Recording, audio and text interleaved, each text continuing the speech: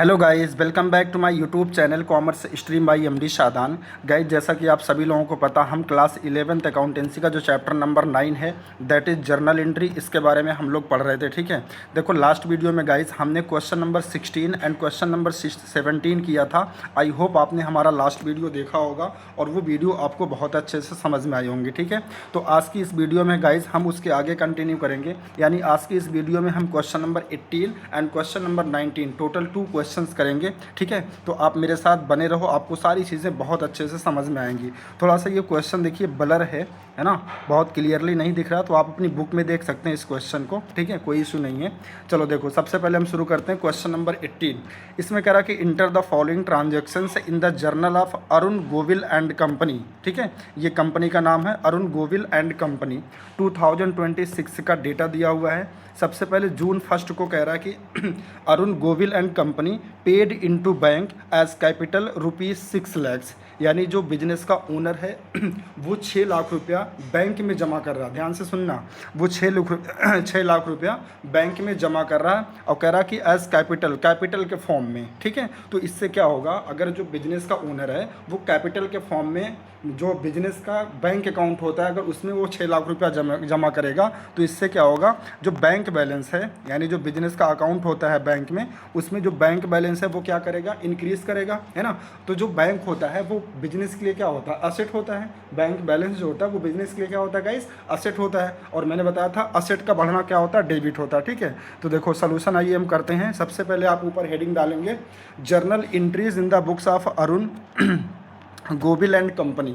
इसके बाद फॉर्मेट बना लेंगे जर्नल का। सबसे पहले डेट वाला कॉलम बनाएंगे और डेट में सबसे पहले ईयर मेंशन करेंगे। 2026 का डेटा गिवन है, और अगर मंथ की बात करें तो जून मंथ का डेटा गिवन है। ठीक है, तो सबसे पहले जून 1 को कह रहा है कि जो बिजनेस का ओनर है, ठीक है, जो बिजनेस का ओनर है वो क्या कर रहा है, 6 लाख रुपया बिजनेस के बैंक अकाउंट में डिपॉजिट कर रहा है। ठीक है, एज कैपिटल के फॉर्म में। तो बैंक बैलेंस बढ़ेगा, है ना। और बैंक एक असेट होती है, असेट का बढ़ना क्या करते हैं, डेबिट करते हैं। तो बैंक अकाउंट को यहाँ पे हम डेबिट कर देंगे, कितने से, 6 लाख रुपीज़ से। ठीक है, और क्योंकि ये जो पैसा जमा किया गया ये ओनर के द्वारा कंट्रीब्यूट किया गया, और कह रहा क्लियरली बोल रहा कि वो कैपिटल के फॉर्म में हम जमा कर रहे हैं, मतलब एज अ कैपिटल 6 लाख रुपया हम बैंक में जमा कर रहे हैं, यानी कि जो बिजनेस का बैंक अकाउंट है, बिजनेस का जो बैंक अकाउंट है, ठीक है, उसमें 6 लाख रुपया एज कैपिटल कंट्रीब्यूट किया जा रहा ओनर के द्वारा। तो इसलिए ये जो दूसरा एस्पेक्ट होगा वो क्या होगा कि जो बिजनेस का कैपिटल है वो इंक्रीज़ करेगा, क्योंकि ओनर पैसा कंट्रीब्यूट कर रहा है ना।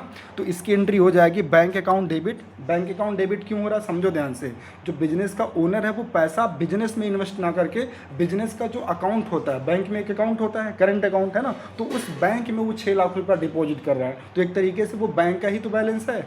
ठीक है, मतलब बिजनेस का ही बैंक बैलेंस है। तो बिजनेस का अगर बैंक बैलेंस इंक्रीज़ कर रहा है, दैट मीन्स बिजनेस की जो असेट है वो इंक्रीज़ कर रही है ना। और असेट का इंक्रीज़ करना क्या करते हैं, डेबिट करते हैं। तो इसलिए यहाँ पे बैंक अकाउंट को डेबिट किया गया, और क्योंकि ओनर ने कंट्रीब्यूट किया है और एज कैपिटल कंट्रीब्यूट किया, तो इसलिए बिजनेस का कैपिटल भी इंक्रीज़ किया जाएगा। तो इसकी जो एंट्री होगी गाइज वो क्या होगी, bank account debit to capital account. Amount हो जाएगा 6 लाख डेबिट में एंड 6 लाख क्रेडिट में। ठीक है, तो आई होप आपको पहली ट्रांजैक्शन समझ में आ गई होगी। चलो इसके बाद नेक्स्ट ट्रांजैक्शन देखते हैं। जून 3 को कह रहा purchase goods from Mukesh of the list price of ₹2 lakh, यानी जो मुकेश है बिजनेस उससे गुड्स परचेज कर रहा है जिसका लिस्ट प्राइस 2 लाख रुपीज़ है, और कह रहा है 10% ट्रेड डिस्काउंट। तो आप सभी को पता है ट्रेड डिस्काउंट की हम रिकॉर्डिंग नहीं करते हैं। हाँ, जो परसेंटेज होता है वो हम लिस्ट प्राइस से माइनस कर देते हैं। तो 2 लाख का गुड्स है, अगर इसका 10% आप कैलकुलेट करेंगे तो कितना आएगा, 20,000। तो 2 लाख में से 20,000 माइनस हो जाएगा, यानी जो नेट परचेज अमाउंट होगा वो कितना होगा, 1,80,000। ठीक है, और इसकी सिंपल सी एंट्री हो जाएगी क्या, जून 3 को purchase account debit. Purchase account debit क्यों हो रहा है, क्योंकि परचेज जो होता है वो बिजनेस का एक्सपेंस होता है, एक्सपेंस का बढ़ना डेबिट होता है। तो परचेज अकाउंट डेबिट हो जाएगा, और मुकेश के अकाउंट को क्रेडिट कर देंगे, क्योंकि ये जो गुड्स परचेज किया जा रहा है वो क्रेडिट बेसिस पर परचेज किया जा रहा है। नेम दिया है ना, तो मैंने बताया था अगर नेम दिया है, कैश वर्ड नहीं दिया हुआ, इसका मतलब वो क्रेडिट ट्रांजेक्शन है। तो अगर मुकेश से गुड्स परचेज किया जा रहा है, कौन कर रहा है, बिजनेस कर रहा है, तो मुकेश बिजनेस के लिए क्या हो जाएगा, क्रेडिटर हो जाएगा। और क्रेडिटर क्या होती है, बिजनेस की एक लाइबिलिटी होती है, और लाइबिलिटी का बढ़ना क्या करते हैं, क्रेडिट कर लेते हैं, इसलिए यहाँ पे मुकेश अकाउंट को क्रेडिट किया जाएगा। ठीक है, अमाउंट कितना दिखाएंगे, 1,80,000। सर ये 1,80,000 कैसे आया, तो देखो गाइस 2 लाख रुपया लिस्ट प्राइस दिया हुआ है, 10% रेट डिस्काउंट है, तो 2 लाख का 10% 20,000 होता है। 2 लाख में से 20,000 माइनस कर देंगे तो जो रिमेनिंग अमाउंट आएगा 1,80,000 वही यहाँ पे दिखाएंगे। ठीक, तो आई होप आपको ये भी एंट्री समझ में आ गई होगी। चलो इसके बाद नेक्स्ट देखते हैं। नेक्स्ट कह रहा कि जून 4 को 1/4 of the above goods return to Mukesh, यानी मुकेश से जो गुड्स परचेज़ किया गया था 1,80,000 का, ठीक है, अगर नेट की बात करें तो उसमें से 1/4 गुड्स जो है मुकेश को रिटर्न कर दिया जा रहा for not being up to specification. ठीक है, तो अब यहाँ पे देखो मुकेश से पहले क्या हुआ था, गुड्स परचेज़ किया गया था, परचेज किया हुआ गुड्स मुकेश को रिटर्न किया जा रहा है, तो इसको कौन सा रिटर्न बोलेंगे, परचेज रिटर्न अकाउंट बोलेंगे। सुनो ध्यान से, जब हमने मुकेश से गुड्स परचेज किया तो हमने कहा कि हमारा परचेज नाम का एक्सपेंस बढ़ गया 1,80,000 से, लेकिन सोचो क्या होगा अगर उसी मुकेश को हम गुड्स रिटर्न कर देंगे। ठीक है, यहाँ पे देखो परचेज अकाउंट लिखा है, आप इसको सही कर लीजिएगा, ये परचेज रिटर्न होगा। ठीक है, आप इसको सही कर लीजिएगा, यहाँ पे to purchase return account credit होगा। ठीक है, क्यों परचेज रिटर्न क्यों लिखा जाएगा, क्योंकि परचेज किया हुआ सामान हम वापस कर रहे हैं, तो इसको किस टर्मिनोलॉजी से जाना जाता है, परचेज रिटर्न। और परचेज रिटर्न का नेचर क्या होता है, एक्सपेंस होता है। और दूसरी चीज़, परचेज रिटर्न अगर होगा तो इस केस में हमेशा जो एक्सपेंस होगा वो आपका डिक्रीज करेगा। क्या करेगा, डिक्रीज करेगा। तो परचेज रिटर्न का नेचर क्या होता है, एक्सपेंस होता है, और परचेज रिटर्न करने पर एक्सपेंस डिक्रीज होता है, और एक्सपेंस का डिक्रीज करना हम क्या करते हैं, क्रेडिट करते हैं। तो to purchase return account credit होगा। ठीक है, और मुकेश के अकाउंट को डेबिट करेंगे। सर मुकेश के अकाउंट को डेबिट करेंगे क्यों, समझो, जब हमने मुकेश से गुड्स परचेज किया 1,80,000 का, तो हमने कहा कि बिजनेस की लाइबिलिटी 1,80,000 से बढ़ गई क्योंकि मुकेश क्रेडिटर था।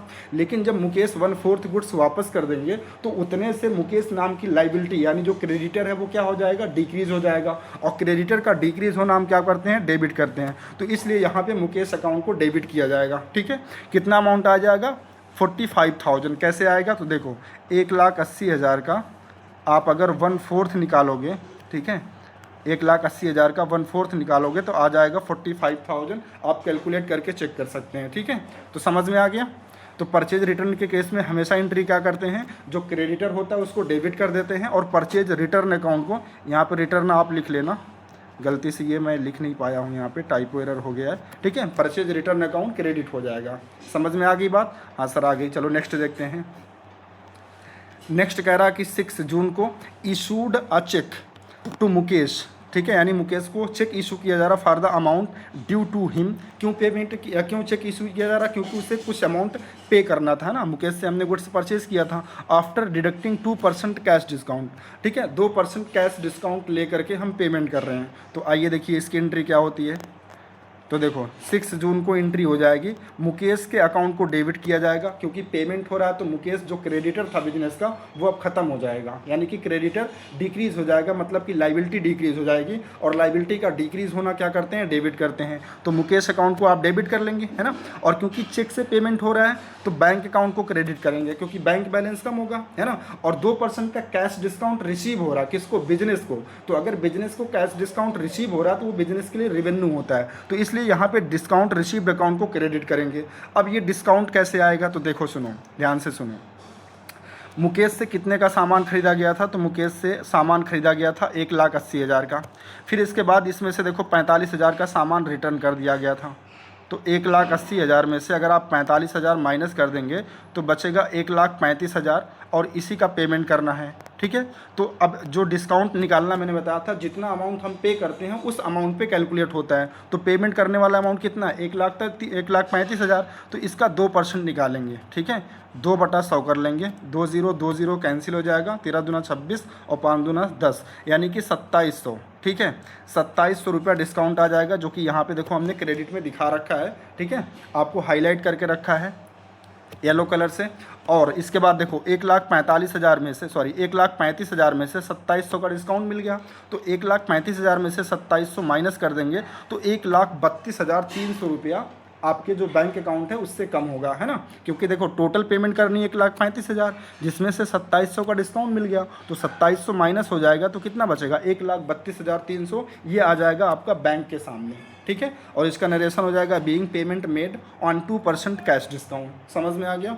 हाँ सर आ गया। चलो इसके बाद नेक्स्ट देखते हैं 7 जून को। यहाँ पे देखो 7 जून को कह रहा कि withdrew from bank 2,50,000 for office use, ठीक है, एंड ₹10,000 फॉर पर्सनल यूज़। कहाँ से विड्रॉ किया जा रहा? बैंक से। 2,50,000 ऑफिस यूज़ के लिए, ठीक है। तो इसके लिए हम क्या करेंगे, कैश अकाउंट को डेबिट करेंगे, और 10,000 रुपया जो पर्सनल यूज़ के लिए निकाला जा रहा है इसको हम ड्राइंग्स अकाउंट में डालेंगे, ठीक है।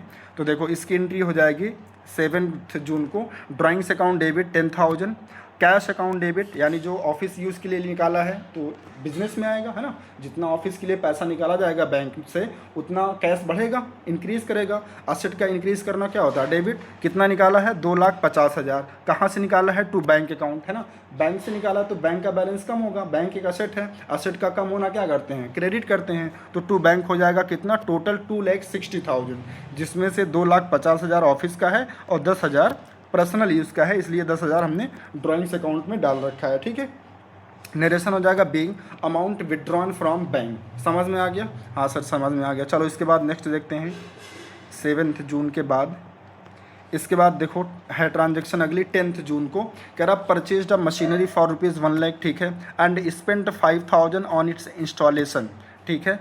Payment for machinery was made by cheque and installation expenses were paid in cash, ठीक है। यानी एक नई मशीन परचेज़ की जा रही है, उसको फैक्ट्री में ला करके उसके इंस्टॉलेशन पे खर्च किया जा रहा 5,000। तो ये 5,000 का जो खर्च है कौन से नेचर का है सर, ये कैपिटल एक्सपेंडिचर है। तो अगर ये कैपिटल एक्सपेंडिचर है तो ये मशीन की कॉस्ट में ऐड हो जाएगा, यानी जो मशीन का खर्चा माना जाएगा वो टोटल कितना माना जाएगा, 1,05,000 रुपया, ठीक है। और फिर कह रहा है कि जो मशीन वाला खर्चा यानी कि 1,00,000 रुपया, इसका पेमेंट चेक से हो रहा है तो टू बैंक अकाउंट हो जाएगा, और जो इंस्टॉलेशन का खर्चा इसका पेमेंट कैश से हो रहा है तो टू कैश अकाउंट हो जाएगा, ठीक है। आइए इसकी एंट्री देखते हैं 10 जून को। यहाँ पे देखो कह रहा मशीनरी अकाउंट डेबिट 10,05,000, है ना, सॉरी 1,05,000, 1,00,000 की मशीन थी, 5,000 का इंस्टॉलेशन का खर्चा, टू बैंक अकाउंट इसके सामने 1,00,000 आएगा। क्यों? क्योंकि जो मशीनरी है, मशीनरी की जो कॉस्ट है यानी कि 1,00,000 रुपया उसका पेमेंट चेक से किया गया है तो टू बैंक अकाउंट हो जाएगा, और जो 5,000 इंस्टॉलेशन पे खर्चा किया गया उसका पेमेंट कैश से किया जा रहा तो टू कैश अकाउंट हो जाएगा, है ना। बात समझ रहे हो? और इसका नरेशन हो जाएगा बीइंग पेमेंट मेड, ठीक है।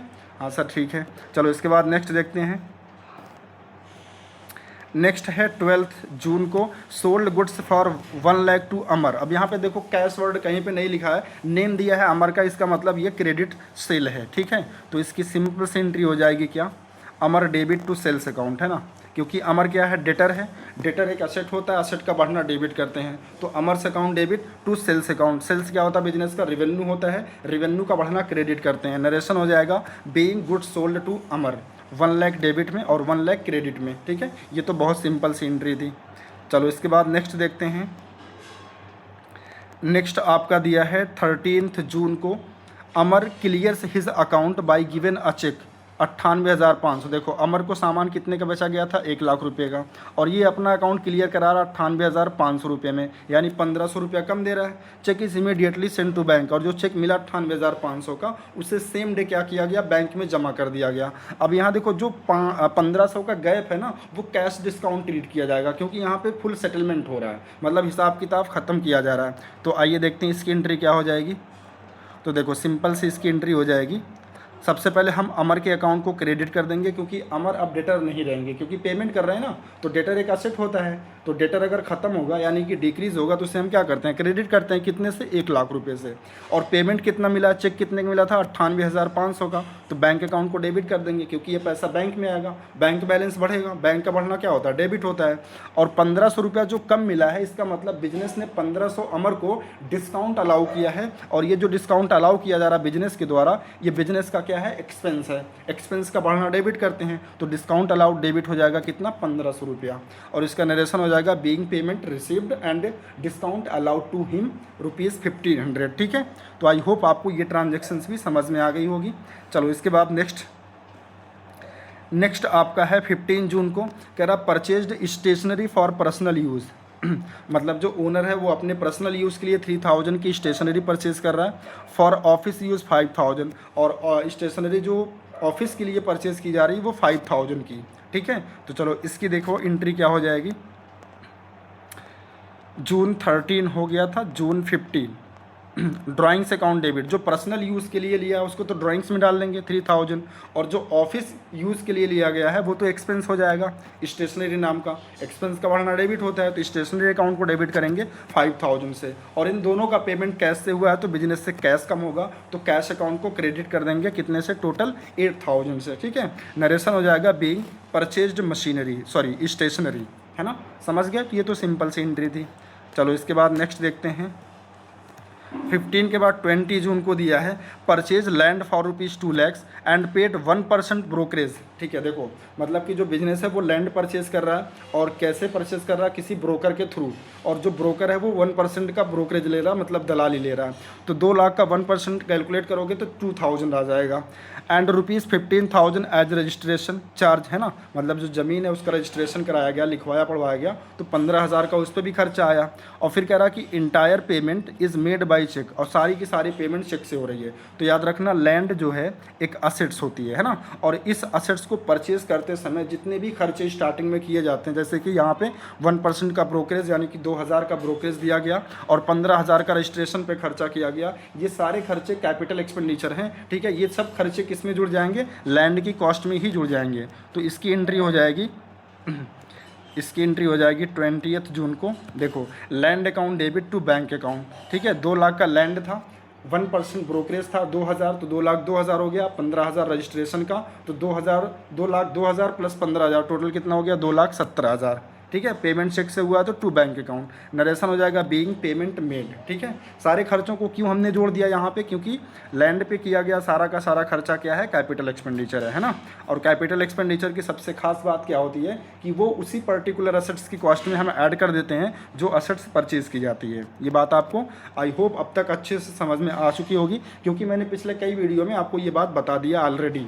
ठीक है, चलो इस क्वेश्चन की लास्ट एंट्री 30 जून को कह रहा wages due to labourers ₹20,000 and salary due to clerk 30,000, यानी कुछ लेबर थे और क्या कहते हैं, कुछ एम्प्लॉइज़ थे। ठीक है, उनसे बेनिफिट उनका ले लिया गया, उनसे काम करवा लिया गया, उनकी सर्विसेज ले लेगी, लेकिन उनका पेमेंट नहीं हुआ। तो पेमेंट नहीं हुआ इससे कोई फ़र्क नहीं पड़ता, अगर हमने बेनिफिट ले लिया सामने वाले से तो वो बिजनेस का एक्सपेंस रिकॉर्ड किया जाएगा, है ना। तो इसकी एंट्री क्या होगी, वेजेस अकाउंट डेबिट, ये बिजनेस का एक्सपेंस होता है, सैलरी अकाउंट डेबिट, ये भी बिजनेस का एक्सपेंस होता है। तो वेजेस का एक्सपेंस कितना है 20,000, सैलरी का कितना है 30,000, और क्योंकि पेमेंट हुआ नहीं है तो टू कैश तो नहीं लिख सकते, है ना, बल्कि पेमेंट करना है ना। करने का मतलब कि आउटस्टैंडिंग है, मतलब कि बिजनेस के ऊपर एक ऑब्लिगेशन आ गया, एक लाइबिलिटी क्रिएट हो गई कि इन फ्यूचर यानी कि बाद में इसका पेमेंट करना है, मतलब कि लाइबिलिटी जो है वो बिजनेस की बढ़ रही है। तो यहाँ पे क्या लिखेंगे, एक नया अकाउंट ओपन करेंगे, 2 outstanding wages account and 2 outstanding salary account. 20,000 हो जाएगा आउटस्टैंडिंग वेजेस का, और 30,000 हो जाएगा आउटस्टैंडिंग सैलरीज का। ठीक है, ये भी आपको समझ में आ रहा होगा, कोई बड़ी डील नहीं है, इस तरह की एंट्री हम पिछले कई वीडियो में कर चुके हैं। ठीक है, और इसका नरेशन हो जाएगा being wages and salaries due.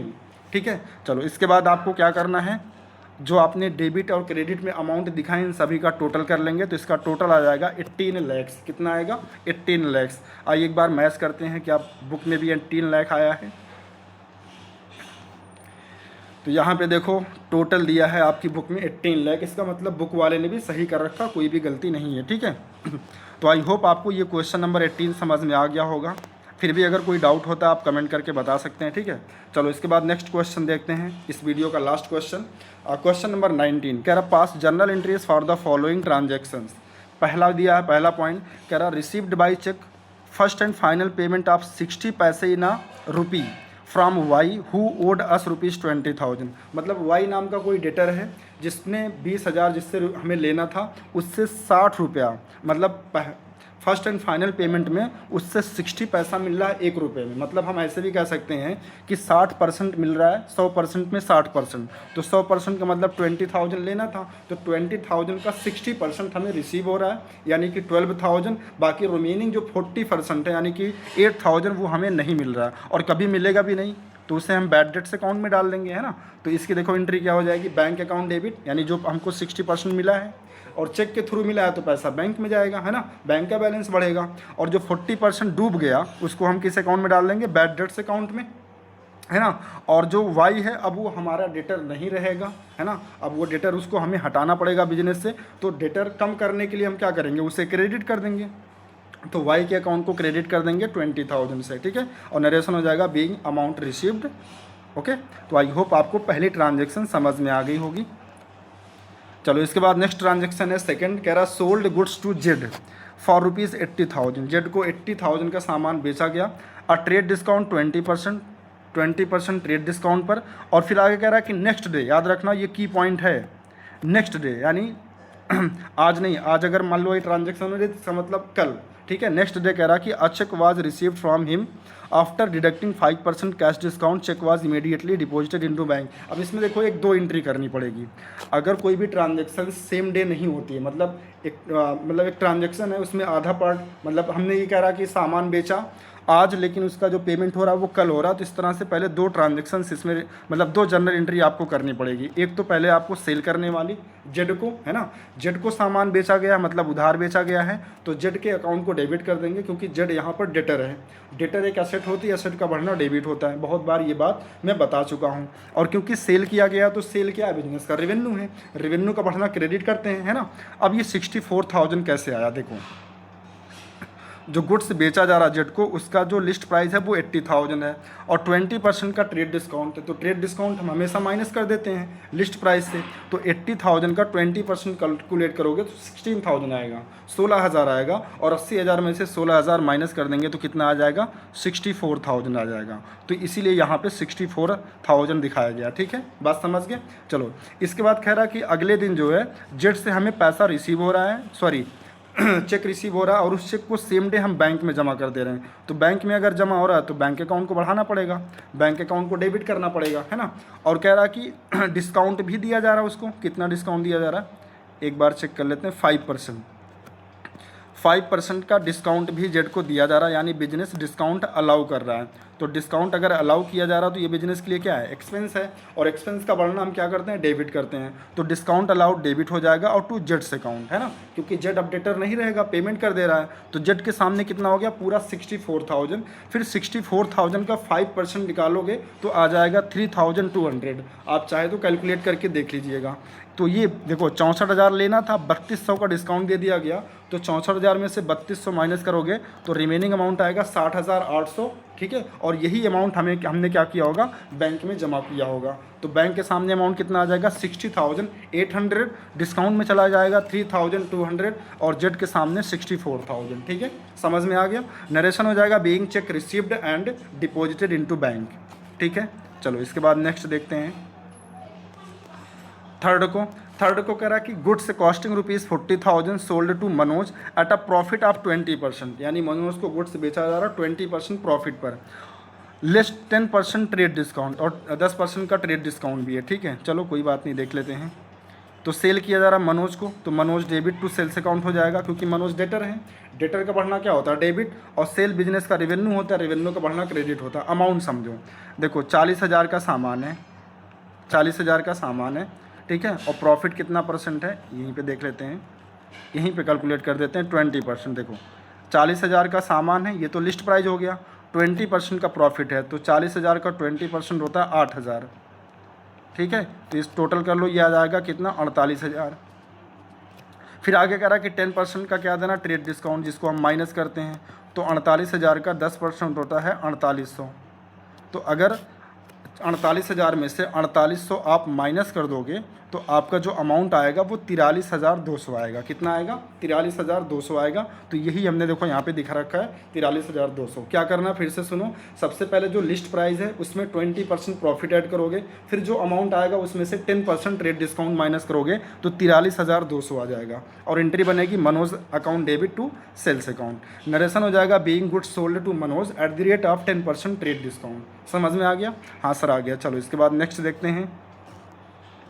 Next transaction है फोर्थ को, कह रहा कि purchased machinery for ₹1 lakh by cheque, cheque से मशीन परचेज की गई, and carriage 2,000 and installation charges 1,000 paid in cash, ठीक है। अब यहाँ पे भी देखो मशीन परचेज की जा रही है, तो मैंने बताया था जब कोई भी नई मशीन परचेज की जाए और उसके बाद उसको रनिंग कंडीशन में लाने के लिए उस पर जितना भी खर्चा किया जाए, चाहे वो कैरीज का हो, इंस्टॉलेशन का हो, ठीक है, या फिर कोई अदर खर्चा हो, वो सभी कैपिटल एक्सपेंडिचर माने जाते हैं। और कैपिटल एक्सपेंडिचर की खास बात क्या होती है कि वो सारे खर्चे उस पर्टिकुलर असेट्स में, यानी कि मशीन की कॉस्ट में वो ऐड कर दिए जाएंगे, ठीक है। और पेमेंट क्योंकि चेक से हुआ है तो टू बैंक अकाउंट हो जाएगा, तो इसकी एंट्री हो जाएगी machinery account debit, machinery account debit to cash account. कितना हो जाएगा? 1,03,000। मतलब मशीन की कॉस्ट में भी सारे जो खर्चे हैं कैरीज वाले और इंस्टॉलेशन वाले वो ऐड कर दिए जाएंगे, ठीक है।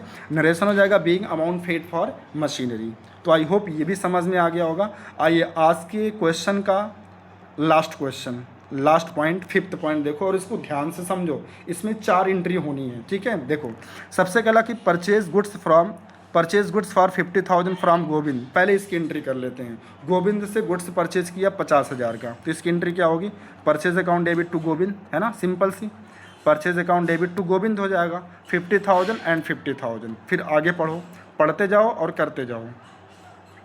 फिर आगे कह रहा and sold it to Manohar for ₹65,000। फिर क्या किया बिजनेस ने? मनोहर को ये गुड्स बेच दिया गया 65,000 में। तो अब सेल करने वाली एंट्री कर लो। देखो 5 की बी हो जाएगी Manohar account debit to sales account 65,000 being good sold to Manohar. यहाँ तक हो गया। फिर आगे पढ़ो। फिर देखो इसमें आगे क्या कह रहा है, कह रहा this out of this Manohar return goods. अब देखो मनोहर जो है वो क्या कर रहा है? गुड्स को रिटर्न कर रहा है, ठीक है। हमने देखो मनोहर को क्या किया था? सामान सेल किया था, तो इसका मतलब सेल किया हुआ सामान वापस आ रहा है, तो ये कौन सा रिटर्न होगा? सेल्स रिटर्न होगा, ठीक है। तो सेल्स रिटर्न हमेशा क्या होता है? डेबिट होता है, क्योंकि ये रेवेन्यू को कम कर देता है। तो सेल्स रिटर्न अकाउंट डेबिट। और मनोहर पहले क्या रहा होगा? बेचा गया था ना, तो डेटर रहा होगा। तो अगर रिटर्न कर रहा, डेटर देखो जब बेचा जाता है तो डेटर बढ़ते हैं, और जब गुड्स रिटर्न होता है किसी डेटर से तो इस केस में डेटर कम होते हैं। डेटर एक असेट है, असेट का कम होना क्रेडिट करते हैं, है ना। तो एंट्री हो जाएगी sales return account debit to Manohar account 13,000। बात समझ रहे हो? चलो इसके बाद लास्ट एंट्री आगे फिर कह रहा है कि which in turn was return to Govind. फिर जो है क्या हुआ, वो 13,000 का सामान किसको रिटर्न कर दिया गया? गोविंद को। और गोविंद कौन है? जिससे हमने सामान खरीदा था। हमने का मतलब बिजनेस ने। तो बिजनेस ने गुड्स गोविंद से परचेज किया था, इसका मतलब बिजनेस क्या कर रहा होगा? गोविंद को सामान रिटर्न किया रहा होगा। तो ये कौन सा रिटर्न है? परचेज रिटर्न है, ठीक है। कौन सा रिटर्न है? परचेज रिटर्न है। तो यहाँ पे देखो क्या हो जाएगा, सबसे पहले तो गोविंद को हम डेबिट करेंगे। क्यों करेंगे? क्योंकि गोविंद हमारा क्रेडिटर था। लाइबिलिटी जब बढ़ती है तो हम क्या करते हैं? क्रेडिट करते हैं। लेकिन जब हम गुड्स रिटर्न करेंगे तो लाइबिलिटी कम होगी, क्रेडिटर कम होगा, तो गोविंद को डेबिट करना पड़ेगा। और टू यहाँ पे परचेज रिटर्न होगा, ये गलत लिखा हुआ है, इसको सही कर लीजिएगा। टू परचेज रिटर्न अकाउंट होगा कितना, इसको सही कर लीजिएगा 13,000 एंड 13,000। समझ गए? तो गोविंद से क्योंकि हमने सामान परचेज किया था ना, तो परचेज किया हुआ सामान जब वापस करेंगे तो वो क्या कहलाएगा? परचेज रिटर्न कहलाएगा, है ना। तो Govind account debit to purchase return account हो जाएगा कितना? 13,000। तो याद रखना जो लास्ट वाला पॉइंट है, इसमें पहले हम क्या करेंगे? परचेज की एंट्री करेंगे। फिर बी में हम क्या करेंगे? सेल की एंट्री करेंगे। फिर सी में सेल्स रिटर्न की एंट्री करेंगे। और डी में परचेज रिटर्न की एंट्री करेंगे। बात समझ रहे हो? हाँ, इसके बाद एक चीज़ ध्यान देना, इसका जब आप टोटल करोगे तो टोटल आएगा 4,35,200। कितना आएगा?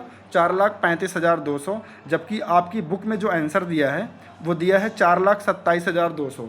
8,000 का वेरिएशन आ रहा है। तो ये जो बुक का आंसर है ये गलत दिया है, ठीक है। इसको आप सही कर लीजिएगा, बुक का आंसर गलत दिया, 4,35,200 आएगा। बात समझिए? चलो ठीक है। तो आज के लिए गाइस बस इतना ही। आई होप, मैं उम्मीद कर सकता हूँ आज की वीडियो में जो 2 क्वेश्चन मैंने डिस्कशन की, ये दोनों क्वेश्चन आपको बहुत अच्छे से समझ में आए होंगे। फिर भी अगर किसी बच्चे को कोई कन्फ्यूज़न होती है तो प्लीज़ वीडियो के नीचे कमेंट करके ज़रूर बताइएगा। और हाँ, आपकी सुविधा के लिए मैंने इस पूरे चैप्टर का एक प्लेलिस्ट बना दिया है। तो अगर आप सीक्वेंस में 1 बाय 1 सारे क्वेश्चन को देखना चाहते हैं तो आप मेरी प्लेलिस्ट को फॉलो कर सकते हैं। वहाँ से आप बहुत ईजिली क्या करेंगे, क्वेश्चन जो है वो सीक्वेंस में 1 बाय 1 एक्सेस कर सकते हैं, ठीक है। और ये जो PDF है, अगर इस PDF को आप एक्सेस करना चाहते हैं तो आप मेरे टेलीग्राम चैनल से जुड़िए। इसी नाम से है जिस नाम से मेरा यूट्यूब चैनल है, commerce stream by MD Shadan. वहाँ पे ये PDF आपको बहुत ईजिली मिल जाएगी, आप उसको एक्सेस कर सकते हैं, ठीक है। तो गाइस आज के लिए बस इतना ही, मिलते हैं नेक्स्ट वीडियो में। तब तक के लिए thank you so much guys.